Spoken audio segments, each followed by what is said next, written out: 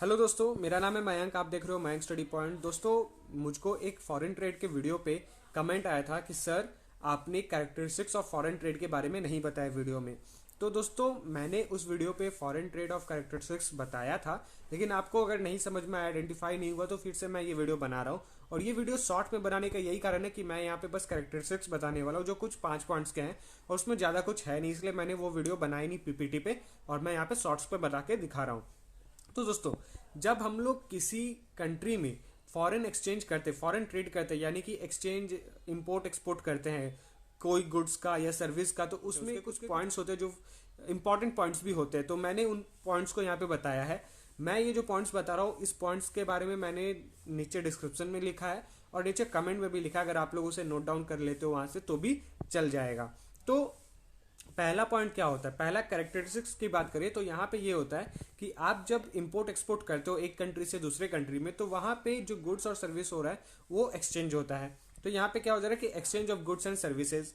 ठीक है। दूसरा दूसरा क्या होता है कि नेसेसरी रेगुलेशंस एंड मेजर्स। वो जो एक्सचेंज हो रहा है उसके ऊपर बहुत ही ध्यान से उस पर मेजर किया जाता है, उसको मेजर किया जाता है। कितने एक्सचेंज हो रहे हैं, कितना ज़्यादा सर्विसेज आया है, कितना सारा गुड्स आया है, कितने इंपोर्ट करने, कितने एक्सपोर्ट करने, और ये बहुत इंपॉर्टेंट होता है, बहुत नेसेसरी होता है। और रेगुलेट ये कितना हो रहा है। ओके, ये दूसरा हो गया। तीसरा ये होता है कि जो कंट्री से दूसरे कंट्री में वो सामान जा रहा है, चाहे वो गुड्स हो चाहे वो सर्विसेज हो, तो वहां पे क्या एक्सचेंज रेट रिफ्लेक्ट हो रहा है। जैसे कि मान लीजिए मैं ये जो वॉच पहना हुआ हूँ, ये वॉच मैंने 3000 रुपीज से अमेजोन में खरीदा। ओके, अब ये हो सकता है फॉरेन ट्रेड का हो, फॉरेन कंपनी का हो या फिर इंडियन कंपनी का हो। वैसे ये फॉरेन कंपनी का है। तो मान लीजिए कि अगर यही वॉच इंडिया में बना होता और इसका प्राइस 3000 रुपीज होता, तो अभी अगर ये प्रोडक्ट अगर मैं किसी दूसरे कंट्री में सेल कर रहा होता, एक्सपोर्ट कर रहा होता, तो वहां पे वहां का एक्सचेंज रेट के हिसाब से प्राइस आता। यहाँ पे प्रोडक्शन आपको 3000 रुपीज पड़ा, तो वहां पे हम लोग सपोज कर सकते हैं कि 6000 रुपीज पड़ेगा। तो ये एक्सचेंज रेट क्या रिफ्लेक्ट कर रहा है। अगर आपको ये घड़ी भी चाहिए तो घड़ी का लिंक नीचे डिस्क्रिप्शन में, आप लोग ये घड़ी को वहां से ऑर्डर कर सकते हो अमेजोन से। ओके, ये तीसरा पॉइंट हो गया। चौथा पॉइंट क्या हो गया कि अब आपको जब प्रोडक्शन मिल रहा है, आप देख रहे हो कि आपका प्रोडक्ट का डिमांड आ रहा है, किसी दूसरे कंट्री से भी डिमांड आ रहा है, तो अब आपका पास क्या एक करे जाता है कि मुझको और ज्यादा प्रोडक्शन करना चाहिए, अपना प्रोडक्ट को और ज्यादा प्रोडक्शन करना चाहिए ताकि मैं वो डिमांड को भी फुलफिल कर सकूं, वहां तक भी सप्लाई कर सकूं। अब एक कंट्री था, फिर दूसरा कंट्री हो गया, फिर तीसरा कंट्री हो गया। तो ये चौथा ये पॉइंट था। पांचवा पॉइंट क्या हो गया, पांचवा पॉइंट ये हो गया कि आपको जब करेज मिल गया तो यहाँ पे क्या हो रहा है कि आप अपना मार्केट जो हो रहा है उसको एक्सपेंड कर रहे हो फॉरेन मार्केट में भी।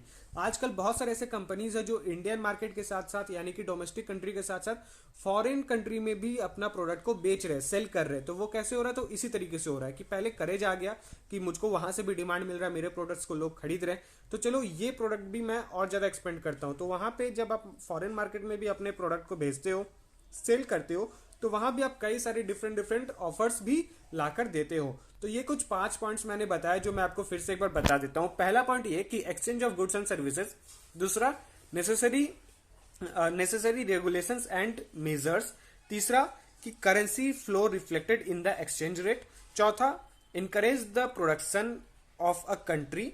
एक कंट्री में प्रोडक्शन का करेज बनता है कि मुझको और ज्यादा इस कंट्री के अंदर प्रोडक्शन चाहिए। पहले जैसे कि अभी अभी जो वॉर हुआ, यूक्रेन रसिया वॉर हुआ, तो उसमें इंडिया ने काफी सारे जो इंडिया में उत्पादन होता है, गेहूं, चावल, ये बहुत सारा होता है, ग्रेन्स जो होते हैं, तो उसको भी एक्सपोर्ट करता है, इंडिया एक्सपोर्ट करता है दूसरे दूसरे कंट्रीज में। तो कुछ पॉलिटिशियंस के थ्रू, कुछ कुछ इश्यूज के कारण काफी सारे कंट्रीज ने इंडिया के वो वेट को, इंडिया के वो ग्रेन्स को उन्होंने लेने से मना कर दिया। तो वो एक प्रॉब्लम हुआ। तो जब ये चीज कंटिन्यू हर कोई देश ले रहा है, और आज आज फिर से वो हमारे ऑनरेबल प्राइम मिनिस्टर के वजह से फिर से वो लोग हमारे देश से प्रोडक्शन, जो हमारे देश में प्रोडक्शन हो रहा है ग्रेन्स का, वो फिर से लेने के लिए तैयार है और वो ले भी रहे हैं। अब एक अलग प्राइस पे ले रहे हैं, तो ये एक बहुत अच्छी बात है। तो जब इंडिया देख रहा है कि इंडिया में हमारा प्रोडक्शन सबसे ज्यादा है, तो वो बाहर भी सेल कर रहा है, तो वो और ज्यादा करेज आ रहा है उसके अंदर कि मुझको और ज्यादा प्रोडक्शन करने चाहिए। तो ये पॉइंट्स होता है कि encourage the production of a country. तीसरा, कि expand offers in the foreign market, आप अपने ऑफर्स को ज्यादा एक्सपेंड कर सकते हो अपने इंटरनेशनल मार्केट के अंदर। तो ये पांच पॉइंट्स है जो आपको कमेंट में भी मिल जाएगा और नीचे डिस्क्रिप्शन में भी मिल जाएगा वीडियो के। आप लोग इन पॉइंट्स को लिख सकते हो और वहां से आप अच्छा फुल नंबर कवर कर सकते हो। वीडियो को पूरा देख लिया, आपका बहुत बहुत धन्यवाद।